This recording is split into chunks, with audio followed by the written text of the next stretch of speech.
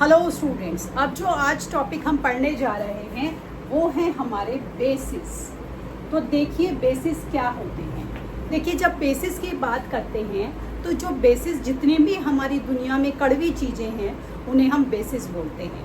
तो चाहे वो आपका करेला हो या चाहे वो आपका साबुन हो। साबुन को तो कोई नहीं खाता है, आई एम नॉट सेइंग कि साबुन को खाना है और उसका टेस्ट को आपको पता करना है। ये जैसे कि हमारा बेकिंग सोडा है, ये भी बिट ऑफ बिटर होता है टेस्ट के अंदर। तो अगर आपको इसको समझना है तो छोटा छोटा हम अगर बोलें बिल्कुल क्लियर कि जितनी भी हमारी कड़वी चीज़ें होती हैं उन्हें हम बेस बोलते हैं। तो जब हम बेसिस की बात करते हैं तो आप बुक्स में ना एक सब्सटेंस को देखते हैं कि एक शब्द लिखा होता है अल्कली। अल्कली का क्या मतलब है?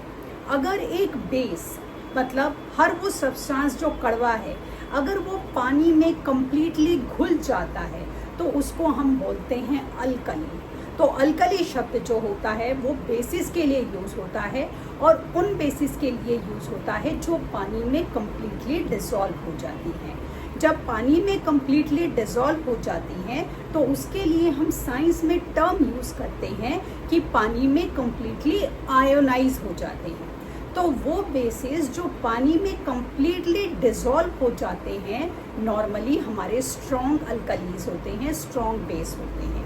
और वो बेसिस जो हमारे पानी में पार्शियली आयोनाइज होते हैं, पार्शियली डिसॉल्व होते हैं, उन्हें हम वीक बेसिस बोलते हैं। तो जो हमारे बेसिस होते हैं, जितने भी हमारे बेसिस होते हैं वो हाइड्रोक्साइड के आयंस बनाते हैं।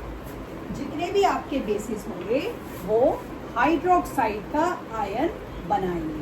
तो यानी कि आपका वो स्ट्रॉन्ग अल्कली जो पानी में कंप्लीटली आयोनाइज हो गया वो ज़्यादा हमारे हाइड्रोक्साइड के आयन बनाएगा और वो वीक अल्कली जो पानी में पार्शियली आयोनाइज हुआ है वो हमारा कम हाइड्रोक्साइड के हमारे आयंस बनाएंगे।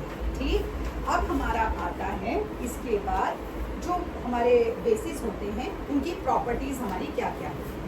तो देखिए बेसिस जैसे मैंने आपको कहा कि वो हमारे टेस्ट में कड़वे होते हैं। बेसिस की दूसरी सबसे अच्छी पहचान होती है कि वो टच में सोपी होते हैं। मतलब अगर आप उन्हें हाथ में ले रहे हो और आपको कुछ सोपी जैसी स्लिपरी सी फीलिंग आ रही है तो यानी कि वो सब्सटेंस आपका बेस है।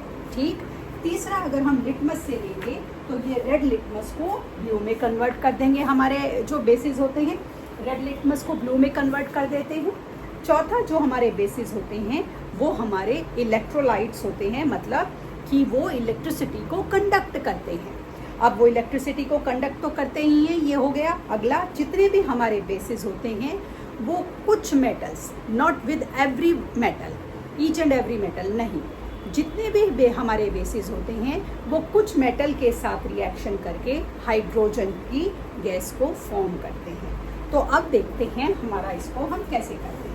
तो देखिए हमने क्या करा, सोडियम हाइड्रोक्साइड लिया जो कि हमारा क्या है, बेस है। तो सोडियम हाइड्रोक्साइड हमने लिया तो ये है हमारा सोडियम हाइड्रोक्साइड। ठीक है, ये मैंने ले लिया। अच्छा, मेरे को तो इसको मेटल के साथ रिएक्शन कराना था तो मैंने सोडियम हाइड्रोक्साइड का जिंक के साथ रिएक्शन जब करा तो मुझे मिल गया सोडियम जिंकेट Na2 ZnO2। ठीक है, साथ में हमारा क्या मिल गया, हाइड्रोजन। तो मतलब हमारा क्या बन गया, sodium sodium Na2 ZnO2 sodium zincate, ये हमारा रिस्पेक्टिव सॉल्ट बन गया। और इसने कौन सी गैस को लिबरेट करा, इसने हमारी हाइड्रोजन गैस को लिबरेट करा। तो ये आप इसको जब भी रिएक्शन को करेंगे, ये रिएक्शन हमारा तभी होगा जब हम इसको गर्म करेंगे। बिना गर्म करे हमारे जो ये सोडियम हाइड्रोक्साइड और जिंक है इसके अंदर रिएक्शन नहीं होगा। तो हमारा जो बेस है वो कुछ मेटल्स के साथ रिएक्शन करके रिस्पेक्टिव सॉल्ट बनाते हैं। अब बेसिस जो है एसिड के साथ रिएक्शन करके क्या बनाते हैं, अभी हमने करा था कि जितने भी हमारे एसिड हैं वो बेसिस के साथ रिएक्शन करके न्यूट्रलाइज हो जाते हैं।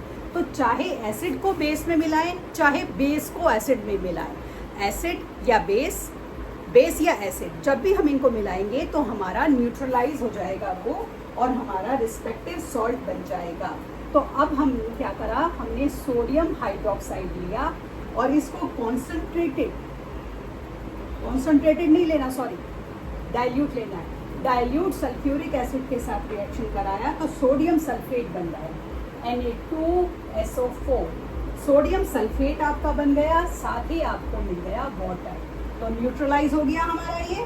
ठीक, अच्छा उसके बाद अब ना बच्चों को बड़ा क्यूरियोसिटी होती है कि मैम जितने भी एसिड हैं उनके अंदर हाइड्रोजन है, जितने भी बेसिस हैं उनके अंदर हाइड्रोक्साइड है, तो हाइड्रोजन और हाइड्रोक्साइड का रिएक्शन करेंगे तो क्या होगा। तो देखिए क्या होगा, तो हमने क्या करा, हाइड्रोजन का आयन लिया, ठीक है, फिर मैंने हाइड्रोक्साइड का आयन लिया, ठीक है, ले लिया, इनको जब मैंने मिलाया तो मेरा क्या बन गया, H2O, न्यूट्रलाइज हो गया। ठीक है, हाइड्रोजन हाइड्रोक्साइड का रिएक्शन करके वो न्यूट्रलाइज हो गया।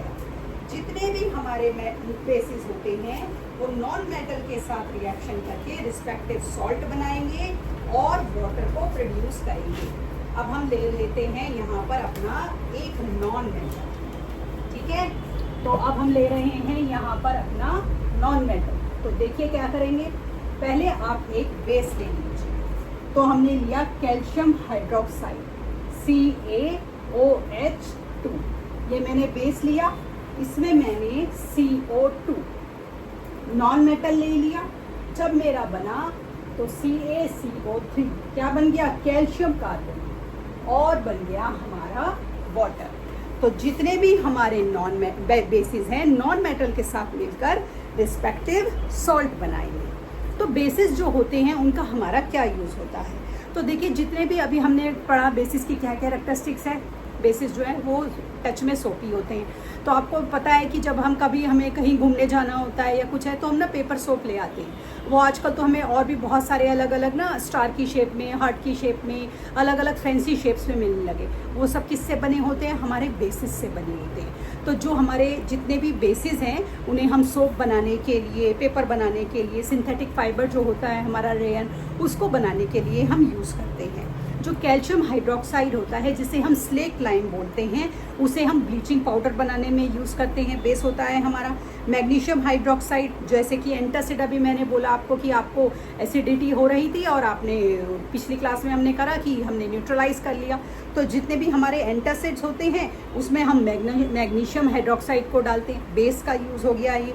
सोडियम कार्बोनेट का यूज़ करते हैं हम वॉशिंग सोडा बनाने में। सोडियम कार्बोनेट क्या करेगा, सोडियम कार्बोनेट जैसे कि हमारे बहुत सारे देश के ऐसे हिस्से हैं जहाँ पर जो पानी सप्लाई होता है वो हार्ड वाटर होता है।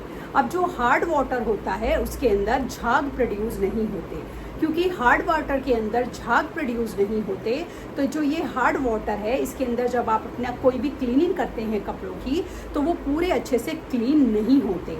तो जो हमारा ये होता है सोडियम कार्बोनेट, हम उसको सोप में, जैसे हम बोलते हैं ना हमारा डिटर्जेंट पाउडर हो गया या हमारा सोप हो गया, हम उसमें उसको मिला देते हैं। तो जब हम उसको उस सोप में मिला देते हैं तो इससे हमारे उस पानी की हार्डनेस जो होती है वो काफ़ी कम हो जाती है हमारे सोडियम कार्बोनेट को मिला देने से। अब जब सोडियम कार्बोनेट मिला दिया तो पानी की हार्डनेस कम हो गई, तो जो हमारे कपड़े हम धोने के लिए जिन्हें हमें साफ़ करना था वो हमारे प्रॉपरली क्लीन हो जाते हैं। तो ये हमारा बेस का यूज़ हो गया। इसी तरह जो सोडियम हाइड्रोजन कार्बोनेट है उसे हम एज अ बेकिंग सोडा अपनी कुकिंग में यूज़ करते हैं, अपने बेकिंग पाउडर्स में, एंटासिड में, जितने भी हमारे सोडा, एसिड, फायर एक्सटिंग्विशर होते हैं, ये जैसे जैसे अब हमारा आगे हम काम करेंगे ना, मेटल्स नॉन मेटल करेंगे या बेसिस की अभी रिस्पेक्टिव सॉल्ट्स की सारी कैरेक्टरिस्टिक्स करेंगे, उसमें हम आपको सारा डिटेलिंग में समझाएंगे कि किस तरह से हमारा सोडियम हाइड्रोजन कार्बोनेट हो गया, हम इनका अलग अलग तरीके से फायर एक्सटिंग्विशर में और बाकी सारे उसमें हमारा इनका मल्टीपर्पसेस क्या होते हैं। तो ये सब हमारे क्या हैं, ये सब हमारे बेस हैं। तो जिस तरह से हमारे जीवन को चलाने के लिए हमें एसिड्स की ज़रूरत होती है, उसी तरह हमें अपने जीवन को चलाने के लिए बेसिस की भी ज़रूरत होती है। तो इस तरीके से हमने अब एसिड्स और बेसिस दोनों की कैरेक्टरिस्टिक्स को कर लिया है। कल की क्लास में हम एक नया टॉपिक समझेंगे। तब तक के लिए शुभ रात्रि।